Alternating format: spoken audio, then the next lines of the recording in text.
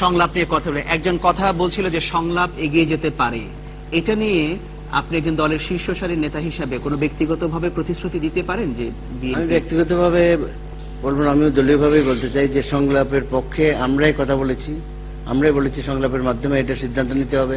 গায়ের জোরে একতরফা ভাবে সিদ্ধান্ত নিলে এটা চাপিয়ে দেওয়ার ব্যাপার নয়, গণতন্ত্র প্র্যাকটিস করতে।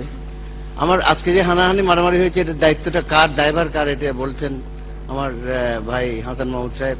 এটা আমি বলবো দায়ভারটা তার যে সরে এসছে অরিজিনাল থেকে একমাত্র একটা ইস্যু নিয়ে যে নিরপেক্ষ নির্দলীয় সরকার দেবেন না উনি, সে কারণে উনি যদি চান বলে জনগণের ইচ্ছা প্রতিফলন করতেছে আওয়ামী লীগ, তাই যদি হয় তাহলে একবার রেফারেন্ডাম দিয়ে দেখেন না, রেফারেন্ডাম দিয়ে দেখেন লোকে কি নির্দলীয় নিরপেক্ষ সরকার চায়। 90% লোক, শতকরা 90 জন বাংলাদেশের জনগণ তারা চায় নির্দলীয় নিরপেক্ষ তত্ত্বাবধায়ক সরকারের আন্ডারে নির্বাচন হবে। কয়েকটা জাতীয় দৈনিক পত্রিকায় এসছে, খোলাখুলি ভাবে এসছে, এবং তারা বলেছে কতজন লোককে কিভাবে তারা ইন্টারভিউ করেছে। এটা আমাদের দলীয় মতামতের পত্রিকাও নয়, নিউট্রাল একটা পত্রিকা এবং অত্যন্ত জনপ্রিয় পত্রিকা।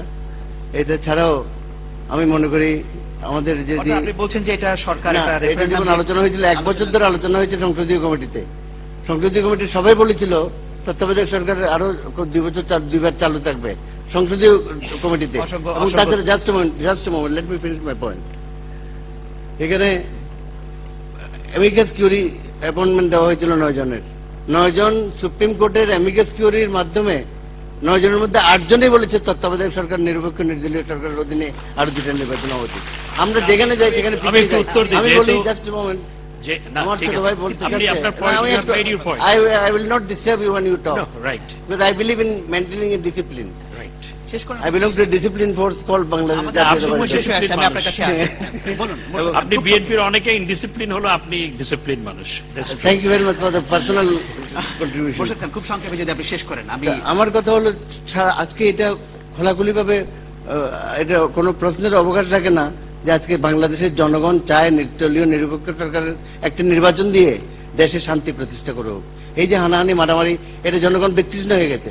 জনগণের যে উৎসাহ উদ্দীপনা যেভাবে এসেছিল আমাদের গত 2-3টা ইলেকশন নির্বাচনের পরে, এটার উপরে মুখে ছাই দিয়ে আমরা যে এক পাশে হয়ে বলছি না গায়ের জোরে আমরা নির্বাচন করব।